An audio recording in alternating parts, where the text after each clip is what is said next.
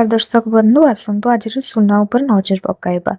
सुना किणवा को योजना करुछन्ते कि तेबे आपण खुशी खबर आज घर बजार सुना मूल्य ह्रास पाई। एमसीएक्स रे 10 ग्राम पिछा सुना दर प्राय 0.48% ह्रास पाई, जहाँ क्रेता को किछिटा आश्वस्ति देइछे। सुना किणवा को योजना करुवा लोकों पई आसीछि आश्वस्तिकर खबर।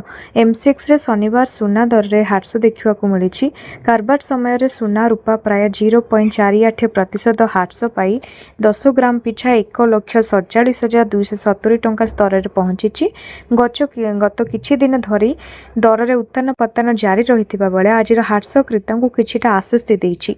काहेकि सुना सस्ता है। अंतर्जातीय बजार सुना रूपा उपरे चाप, अमेरिका बजार डॉलर मजबूत स्थिति एवं सुध हार को नहीं बजार थिबा आशा जोगु सुना दर ह्रास पाउछि।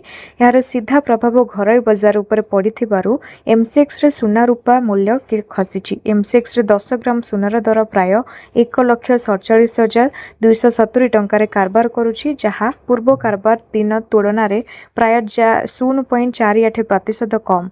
किंतु टिकस एवं मेकिंग चार्ज जोगु 24 कैरेट 22 कैरेट एवं 18 कैरेट सुनार मूल्य विभिन्न सहर और अलंकार व्यवसायी मानक उपरे होई पारे।